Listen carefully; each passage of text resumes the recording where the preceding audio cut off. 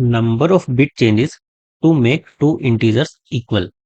इस प्रॉब्लम में हमें टू पॉजिटिव इंटीजर दिए हुए हैं एन और के। हम एन की बाइनरी रिप्रेजेंटेशन में जहां पर भी वन हो उसे जीरो में चेंज कर सकते हैं। इसके लिए हमें एक ऑपरेशन लगेगा। एक ऑपरेशन में हम एक वन को जीरो में चेंज कर सकते हैं। किसमें? एन की बाइनरी रिप्रेजेंटेशन में। हमें एन को के इक्वल बनाना है और इसके लिए हमें कितने नंबर ऑफ ऑपरेशन या नंबर ऑफ चेंजेस लगेंगे वो हमें रिटर्न करना है। और अगर एन को के इक्वल बनाना पॉसिबल नहीं है तो हमें -1 रिटर्न करना है। जैसे हमारा एन दिया है 13, के दिया है 4। एन की बाइनरी रिप्रेजेंटेशन क्या हुई हमारी? 1110। के की बाइनरी रिप्रेजेंटेशन क्या हुई? 0100। हमें एन को के इक्वल बनाना है। एक ऑपरेशन में हम एन के किसी भी वन को जीरो में कन्वर्ट कर सकते हैं। तो अगर हमें इन दोनों को इक्वल बनाना है, इस वन को जीरो में कन्वर्ट करना पड़ेगा। एक ऑपरेशन यहाँ पर लगेगा, ये हमारे इक्वल है। यहाँ पर अगेन हमें वन को जीरो में कन्वर्ट करना पड़ेगा। एक ऑपरेशन यहाँ पर लगेगा, ये हमारे इक्वल है। यानी कि हमें एन को के में बनाने के लिए टू ऑपरेशन लगेंगे, वही हमें रिटर्न करना है। सेकंड एग्जांपल देखें। एन भी 21 है, के भी 21 है, ऑलरेडी इक्वल है, तो हमें कोई ऑपरेशन नहीं लगेगा, तो हमें जीरो रिटर्न करना है। थर्ड अगर हम देखें 14 की बाइनरी रिप्रेजेंटेशन क्या होगी? 1110। 13 क्या होगी? 1101। तो अब अगर हम देखें, ये हमारे इक्वल है, ये हमारे इक्वल है। इस वन को हम जीरो में कन्वर्ट कर सकते हैं वन ऑपरेशन का यूज करके। यहाँ पर हमारा जीरो है, जीरो को वन में कन्वर्ट करना है, लेकिन इस टाइप का तो हमारे पास ऑपरेशन ही नहीं है, तो हम इस जीरो को वन में कन्वर्ट नहीं कर सकते। यानी कि हम एन को के इक्वल नहीं बना सकते, इसलिए हमें क्या रिटर्न करना है? -1। नाउ हमें बाइनरी रिप्रेजेंटेशन पर ऑपरेशन करना है। तो जो हमारा सेम बिट होगा एन और के में, उसमें क्या क्या पॉसिबिलिटी हो सकती है?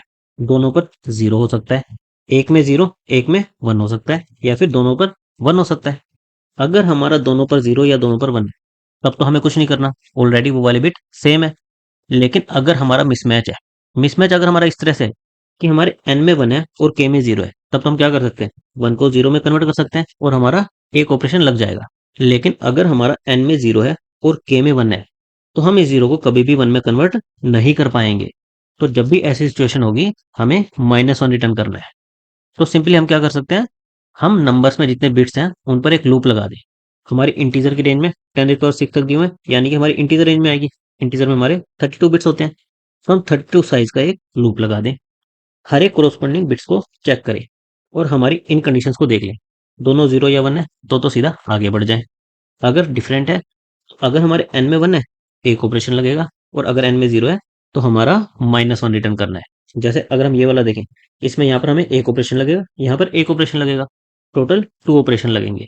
लेकिन अगर ये वाला केस देखें, इसमें हम इस जीरो को कभी भी वन में कन्वर्ट नहीं कर पाएंगे, तो हमें -1 रिटर्न करना है।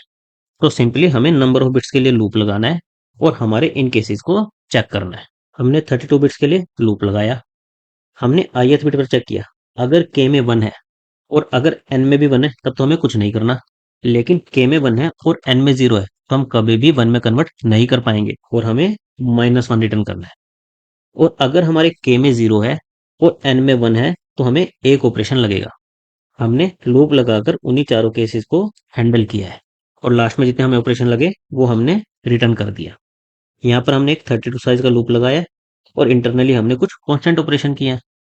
तो हमारी टाइम वेलोसिटी क्या आ जाएगी? Order of 32। और क्योंकि हमें इंटीजर की रेंज दी है, ये नंबर हमारा log ऑफ n बनेगा।